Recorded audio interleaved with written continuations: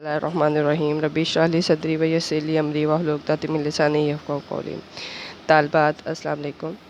ہم نے اچھے ادب کے تقاضے شروع کیا تھا جو کہ ڈاکٹر سید عبداللہ کی تحریر ہے،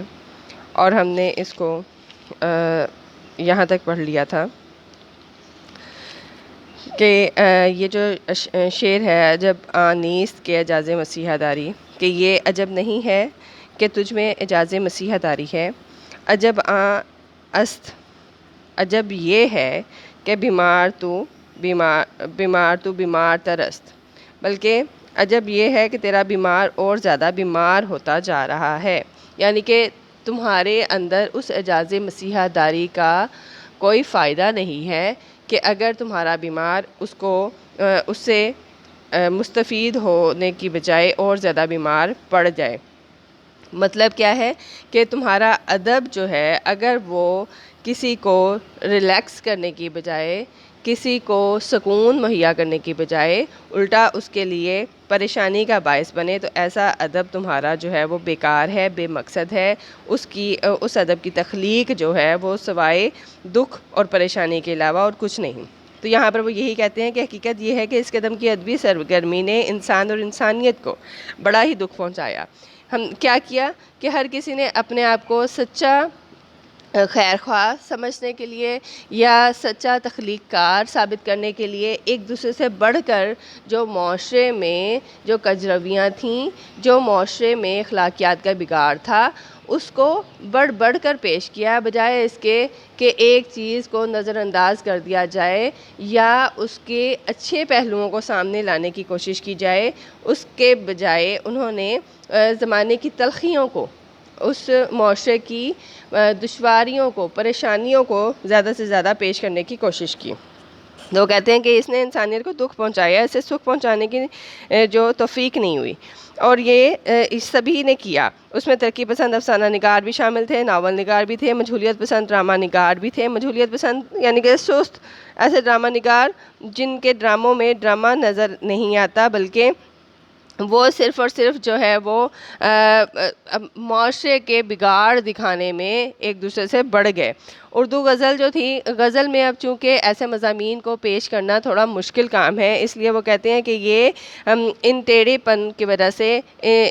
یہ معاشرے کے ان رجحانات سے محفوظ رہی، لیکن چونکہ میر تقی میر کے ہاں ہمیں تھوڑی اداسی، تھوڑا کرب معاشرے کا، کیونکہ وہ ان کی زندگی دکھوں میں گزری، ٹھیک ہے، ان کے والد صاحب بہت چھوٹی عمر میں وفات پا گئے، تو وہ اس چیز نے ان کو تھوڑا رنجیدہ کر دیا تھا، لیکن اس کا حقیقی یہ مطلب نہیں ہے کہ وہ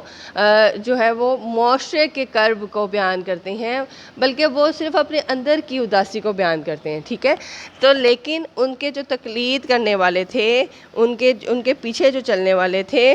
ان کی پیروی کرنے والے تھے، وہ ان سے بہت زیادہ آگے بڑھ گئے اس چیز کو دکھانے میں، اور ان کے ہاں جو ہے وہ صرف یاس، نا امیدی اور مردم بیزاری، لوگوں سے بیزار ہو جانا جو ہے، یہی اسی کی تصویریں ہمیں دکھائی دیتی ہیں، اس کے علاوہ ہمیں کچھ نہیں نظر آتا۔ وہ کہتے ہیں کہ یعنی جو ناول لکھنے والا تھا، اس نے اپنے ناولوں میں ضرورت سے زیادہ تبلیغ کی، معاشرے کے بگاڑ اور معاشرے کی اچھائیاں پیش کرنے میں وہ بڑھ چڑھ کر اس نے حصہ لیا۔ جو ڈرامہ پیش کرنے والا تھا، اس نے بھی ڈرامہ صرف پڑھنے کے لیے اس میں بڑے بڑے جو ہے مضمون پیدا کر دیے، سٹیج غائب کر دیا، جو کردار نگاری تھی وہ کہیں پس منظر میں چلی گئی۔ اس طرح حقیقت سے دور ہو گئے وہ سب کے سب کردار۔ جو سوانح عمریاں تھیں، ان میں سوانح عمری جو ہے وہ ویسے ہی غائب کر دی گئی، سوانح عمری ہمیں دکھائی ہی نہیں دیتی اس زمانے میں۔ تو وہ کہتے ہیں گویا جو اس چیز کی ڈیمانڈ تھی، جو اس صنف کا تقاضا تھا، وہ اس صنف کے تقاضے کو پورا نہیں کر سکے، بلکہ وہ اس سے پیچھے رہ گئے۔ اب یہاں پر وہ کیا کہتے ہیں کہ حقیقت میں یہ ادب جو تھا وہ اردو ادب کی یہ بھیانک تصویر پیش کی انہوں نے۔ یہ ادب نہیں ہے، بلکہ یہ صرف سوء ادب ہے، یعنی یہ ایک برا ادب ہے، یہ اسے ہم اچھا ادب نہیں کہہ سکتے، جو کسی کی معاشرتی اصلاح نہ کرے بلکہ اس کے لیے بگاڑ کا باعث بنے اور صرف جو ہے وہ دکھ کا اور تکلیف کا باعث بنے۔ اب یہاں پر نقد و نظر کی صالح روایت میں کیا کہتے ہیں کہ اچھے ادب کی وہ کہتے ہیں کہ میرا مقصد یہ نہیں ہے کہ میں آپ لوگوں کو ادب سے دور کر دوں یا میں آپ کو کہوں کہ ادب پڑھنا ہی نہیں چاہیے، بلکہ میں یہ کہتا ہوں ہوں کہ ادب جو ہے وہ تخلیق ہو جس کو پڑھ کر معاشرہ جو ہے وہ ایک اچھائی کی طرف راغب ہو، جس سے لوگوں میں جو ہے وہ ایک لوگوں میں آگے بڑھنے کا جذبہ پیدا ہو، لوگوں میں خوشی اور شادمانی ہو، ان میں جو ہے وہ صرف دکھ اور تکلیف جو ہے وہ نہ رہ جائے، بلکہ وہ معاشرے کے روشن پہلوؤں کو بھی اپنے سامنے رکھیں، وہ ترقی کی طرف جو ہے وہ بڑھ سکیں۔ یہ چیزیں جو ہیں وہ معاشرے میں ہونی چاہیے، یہ چیزیں ادب میں ہونی چاہیے۔ اچھے ادب کے لیے تربیت ذوق اور تعلیم ادب کے لیے مناسب مقام کا ہونا بھی ضروری ہے۔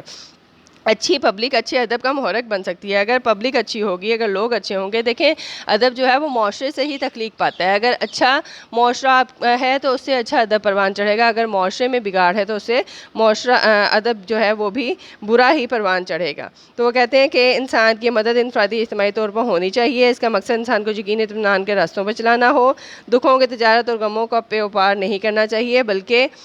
ادب کے تقاضے پورے کرنا بہت ضروری ہے۔ وہ اقبال کی طرح ادب تخلیق کرنا ہے تو ان کی طرح کیا جائے، جو ایک مردہ اور سوئی ہوئی قوم کو بھی جھنجھوڑتے ہیں اور آگے بڑھنے کا پیغام دیتے ہیں، امید دلاتے ہیں۔ وہ کہتے ہیں کہ اٹھ کے اب بزمِ جہاں کا اور ہی انداز ہے، مشرق و مغرب میں تیرے دور کا آغاز ہے۔ حالانکہ اس وقت وہ قوم سوئی ہوئی تھی، اس وقت وہ قوم محروم تھی، غلامی کی زنجیروں میں جکڑی ہوئی تھی، لیکن اس کے باوجود اقبال جو ہیں وہ صرف اور صرف ان کے سامنے روشن پہلوؤں کو رکھتے ہیں اور کہتے ہیں کہ نہیں، اب تمہیں اٹھ کھڑے ہونا ہے اور آگے بڑھنا ہے۔ تو یہ چیز ہی ادب میں ہونی چاہیے، ٹھیک ہے۔ یہ ہمارا چیپٹر ہو گیا اچھے ادب کے تقاضے، اس کو آپ لوگوں نے اچھے طریقے سے کرنا ہے۔ کل ہم انشاءاللہ آگے پڑھیں گے۔ اپنا خیال رکھیے گا، دعاؤں میں یاد رکھیے گا۔ اللہ حافظ۔